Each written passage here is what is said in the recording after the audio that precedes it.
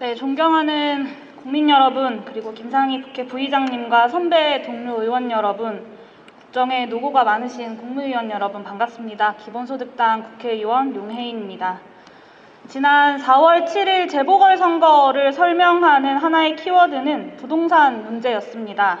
소득불안, 고용불안, 주거불안, 이제는 코로나19 위기로 시달리고 있는 우리 국민들은 삶의 불안을 해결해달라라고 호소했지만 정부 여당은 이 문제를 뒷전으로 제쳐두었습니다.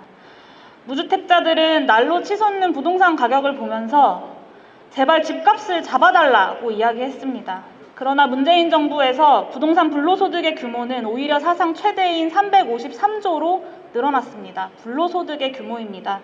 2019년 기준이고 2019년 GDP 대비 18.4%에 달하는 규모입니다. 그러나 선거 이후 이 선거의 민심에 대한 해석에서 2030 남성들이 돌아섰다 같은 수박 겉핥기식의 그런 평가들만 나오고 있습니다. 검찰개혁 때문에 국민들이 돌아섰다라는 평가들만 나오고 있습니다. 촛불로 탄생한 문재인 정부가 실패하느냐 아니면 성공하느냐의 기로는 이런 무주택자들, 서민들의 불안을 해소할 수 있느냐에 달렸습니다. 대다수 국민들의 영혼을 잠식하고 있는 지금 이 위기의 시대의 불안을 근본적으로 해소할 정책을 우리가 고민해야 된다. 그리고 저는 그것이 보편적 기본소득이다라고 꾸준히 말씀드렸습니다. 그러나 정부 여당은 부동산 문제 실패로 화난 민심을 달래려고 보유세 완화, 대출 규제 완화, 재개발 규제 완화 등 기존 정책에서 후퇴하려는 움직임을 보이고 있습니다. 그러나 이런 정책의 우경화는 결국에는 부동산 투기의 문을 활짝 열어 젖힐 것입니다. 이미 부동산 시장의 투기에 대한 기대로 들썩이고 있습니다. 이 문제의 해결은 투기의 판돈을 키우는 것이 아니라 부동산 불로소득을 잡는 것에서부터 시작해야 합니다. 작년 8월 4일 부동산 3법 통과시키던 날, 그날이 집값 잡는 정치의 시작이 되도록 하자라고 말씀드린 바 있습니다. 오늘은 이에 대한 질문을 정부에게 드리려고 합니다. 네, 경제부총리님께 질문 드리도록 하겠습니다. 네, 부총리님 어제 질의에서도 4월 7일 보궐선거의 키워드는 부동산이었다라는 표현을 하시는 걸 제가 또 보기도 했는데요. 저도 동의합니다. 구체적으로는 부동산 가격 폭등이었다고 생각하고요. 지금까지 정부가 부동산 정책의 목표를 부동산 가격의 안정이라고 항상 이야기해 왔습니다. 저는 이런 목표 설정에서 좀 실패가 예견되어 있었다라고 보는데요. 서울의 중위가격 아파트를 구입하려면 그 상용 노동자의 평균 임금을 22년 동안 단 한 푼도 쓰지 않고 모아야 겨우 살 수 있습니다. 그런데도 불구하고 안정만을 이야기하고 또 뜻이 모호한 안정이라는 단어를 쓰는 거는 저는 부동산 가격을 떨어뜨릴 의지가 없다라는 신호를 보내는 것이 아닌가라는 우려가 좀 듭니다. 그래서 정책 목표로 이제는 뜻이 모호한 안정이 아니라 부동산 가격 하향 안정화 이런 표현들을 써야 된다고 생각하는데요. 부총리님 어떻게 생각하시나요? 네, 의원님. 아까 제가 보궐선거의 원인이 부동산이라고 말씀은 안 드렸고요. 거기 이제 LH 사태처럼 부동산의 어떤 불공정 문제에 대해서 좀 화가 나신 게 아닌가 싶고, 부동산 정책에 있어서도 안정을 기하지 못한 것도 일부 원인이 됐다고 그렇게 말씀을 드린다고 이렇게 말씀을 드리고요. 의원님, 저희가 부동산 정책을 하면서 저는 몇 차례 부동산 가격이 제대로 실물 가치를 반영을 못해서 가격이 조정될 수 있다라는 얘기를 몇 번 하면서 각자가 부동산 주택 구입에 있어서 신중을 기할 필요가 있다는 사인을 제가 몇 차례 드렸고요. 저희가 부동산 가격이 적정 가격 수준으로 회귀하는 게 저는 맞다고 봅니다. 그러나 작년에 워낙 부동산 가격이 상승세가 높으면서 시장 불황이 너무 컸기 때문에 가격 하락을 제가 말씀드리면은 너무 지나치게 저거해서 시장 안정이 우선이다라는 얘기를 했고요. 시장이 안정이 되면 저는 주택 가격이 제 실물 가치에 맞는 적정 수준을 찾아가는 조정 과정이 있을 걸로 생각이 됩니다. 10여 년 전에 저희가 글로벌 금융위기를 겪었을 때 주택 가격이 상당 부분 이후에 하락했다는 것도 저는 유념해 볼 필요가 있겠습니다. 저도 지금 당장의 폭락을 이야기한다기보다는 이게 사실 오를 때는 몇 개월 1년 만에 억소리 나게 오르는데 이것이 조정이 되려면 폭락까지는 아니더라도 좀 충분한 수준으로 내려와야 하지 않겠습니까? 근데 그런 시그널이 사실 안정이라는 단어로는 좀 표현이 되지 않고 정부 여당에 계신 의원님들께서도 우리가 집값을 떨어뜨리자는 게 아니다라는 표현들을 쓰시는 걸 보면서 좀 굉장히 좀 우려가 됩니다.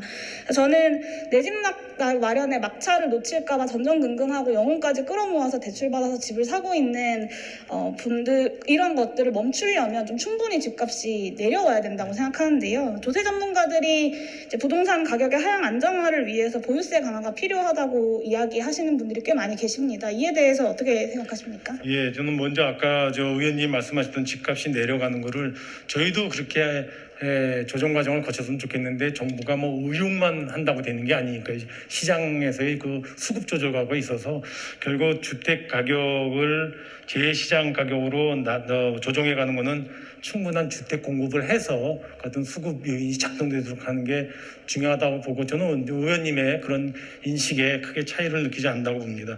의원님 지금 보유세 관련 말씀을 주셨는데요. 정부가 보유세를 높인 배경에는 보유세를 강화한 배경에는 우주택자, 1주택자라든가 이런 분들을 대상으로 한 것이 아닙니다. 지금 말씀드렸던 부동산 가격, 주택 가격 안정을 위해서 다주택자들, 2주택, 3주택, 4주택 또는 많은 주택을 보유하고 있는 법인들 또는 주택을 갖고 있으면서 1, 2년에 단타로 해서 차익만 누리려는 그런 계층에서 보유세를 굉장히 중과하는 거기 때문에 저는 큰 틀에서 그 기조는 유지를 돼야 된다고 보고 있고요. 다만 그 와중에서 정말 1주택을 갖고 있는데 집을 팔 수 있는 상황도 아닌데 세금이 과다하게 오르는 경우에 그런 불만에 대해서는 뭐 정부도 귀담아 듣고 혹시 보완할 점이 없는지를 지금 살펴보고 있다는 말씀을 제가 드립니다. 네, 그런데 이제 지난해에 종부세를 인상했음에도 불구하고 그 이후에도 부동산 가격이 계속 오르지 않았습니까? 네, 그래서 결국에는 이제 현행 보유세가 가격의 하향 안정화에 좀 재구시를 못하고 있는 것이 아닌가라는 생각이 드는데요. 선거 후에 재개발, 재건축 규제 완화 이야기 나오자마자 부동산 시장 꿈틀꿈틀하는 것만 봐도 현행 수준의 보유세 그리고 특히나 이런 핀셋 보유세로는 좀 부동산 가격 하향 안정화가 부족하다라는 생각이 듭니다. 부총리님, 그 자산가치 하향 안정화에 가장 적합하다고 손꼽히는 보유세를 정부가 충분히 올리고 있지 못하는 이유가 무엇이라고 보십니까? 의원님, 종부세 같은 경우는 작년도에 어떻게 보면 굉장히 파격적으로 올렸죠. 다주택자에 대해서는 오히려 정부가 올릴 수 있는 최대한의 그런 어떻게 보면은 다주택자에 대한 규제적 제재를 가한 건데요. 오히려 지금 주택 가격이 오르는 것도 있고 공정 가격 현실화도 있고 공시 가격 오르는 것도 있어서 정부가 생각했던 것보다 더 큰 충격으로 보유세 충격이 가기 때문에 의원님 지금 말씀 주시는 취지는 알겠는데 이거보다 더 강하게 나가는 것이 과연 민심인지에 대해서는 저희가 이렇게 한번 짚어봐야 되지 않겠습니까? 네, 저는 조세 저항 때문이라고 생각하는데요.